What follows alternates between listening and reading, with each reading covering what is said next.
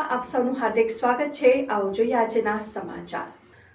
ભાજપ નેતા સરકારી જમીન કબજે કરીને લાખો કમાણા। ગીર સોમનાથ કલેક્ટર ભાંડો ફોડ્યો। ગીર સોમનાથમાંથી એવી ઘટના પ્રકાશમાં આવી છે કે ભારતીય જનતા પાર્ટીના નેતા એ સરકારી જમીન ઉપર ગેરકાયદેસર દબાણ કર્યું। લાખો રૂપિયા ભાડું ઉઘરાવીને ખુદ કલેક્ટર કામગીરી કરી ગયા અને ગેરકાયદેસર રીતે જગ્યા ઉપર કબજો કરીને દબાણ કરી આ જગ્યાને ભાડે કામ આપવા કરવા આવ્યા છે અને સંતા પણ આ જગ્યા ડિમોલિશન કાર્યવાહી કે નેતા ઉપર નથી માર્ક્સ રૂપિયા 40,000 ભાડું લઈને લાખો રૂપિયા કાપી લીધા।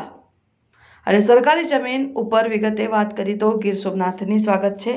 News 7 India. ભાજપના નેતા કામ કરે તોય કાનૂન ઢીલા પડી જાય છે। હવે લાગવા લાગે છે કે કેટલીક ઘટનામાં તંત્રની કામગીરી જોઈએ છે। ત્યારબાદ ગીર સોમનાથ જિલ્લાના બાહોશ કલેક્ટર દિગ્વિજયસિંહ જાડેજા એ કડક કામગીરી અને રસ્તો પસાર થઈ રહ્યા હતા અને તેમને લાગ્યું કે આ જગ્યા ઉપર શું કામ ચાલી રહ્યું છે। તેમને તપાસ કરી તો ખબર પડી જમીન તો ગુજરાત મેરીટાઈમ બોર્ડની છે અને ગુજરાત મેરીટાઈમ બોર્ડ માહિતી મળતા તેમણે આ જગ્યાનું ટાઇટલ ચેક કર્યું અને બાદમાં ગુજરાત મેરીટાઈમ બોર્ડને તેમણે અધિકારીને પૂછ્યું તો ખબર પડી કે અમને કંઈ ખબર નથી, તો તેમની શોભાના ગાંઠિયા બનાવી બેઠા છો।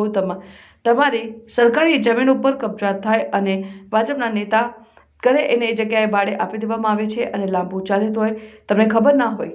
ઠેર ભાઉસ અધિકારી દિગ્વિજયસિંહ જાડેજાએ કોઈ નીરે રેમ શરમ ભર્યા વિના દબાણ કર્યું હતું અને તેને હટાવવાની કામગીરી કર્યા બાદ પત્રકારને માહિતી આપી પહેલા આ સાંભળી લો। બાદ વાત કરીએ ભાજપના નેતા કિશોર સોહાડા વિરુદ્ધમાં અગાઉ પણ આવી કામગીરી થઈ ચૂકી છે, છતાંય ગુજરાત મેરીટાઈમ બોર્ડ તંત્ર ચૂપ છે અને ડર લાગતો હશે કે ભાજપની શરમ આવતી હશે અને સાંભળ્યા દિગ્વિજયસિંહ જાડેજાને કલેક્ટર શું કહું। દિગ્વિજયસિંહ જાડેજા માહિતી આપી કામગીરીને પત્રકારને પ્રસરા પૂર્વવત બાંધકામ અને દબાણ હતું તેના તપાસ કરી ખબર પડી કે સોડાએ જગ્યા ભાડે ચડાવી છે અને રૂપિયા 40,000માં આ કામગીરી કલેક્ટર તંત્ર કરી। હવે વાત કરી ગુજરાત મેરીટાઈમ બોર્ડની કિશોર સોડાની સ્થાનિક ચર્ચા એવી ચાલી રહી છે કે ભૂતકાળમાં કુવાડા બુદ્ધુ દ્વારા ગુજરાત મેરીટાઈમ બોર્ડ જગ્યા સોમનાથ ફાટક નજીક અને આ પ્રકારે દબાણ દૂર કરવામાં આવ્યું હતું, પરંતુ દુકાનો જાણે પાછું કબજામાં લઈ લેવાયું ત્યારે પણ આવા ડિમોલિશનની કામગીરી થતી હોય બાંધકામ તોડી પાડવામાં આવ્યા હતા, પરંતુ કાર્યવાહી શું થઈ નથી। આ કામગીરી ત્યારે થતી હોય ત્યાંના એક સ્થાનિક બાહોશ એક પત્રકાર મામલાને ઉજાગર કર્યો અને ગુજરાત મેરીટાઈમ બોર્ડ માહિતી આપીને એક ભાઈ સાહેબ આ સરકારી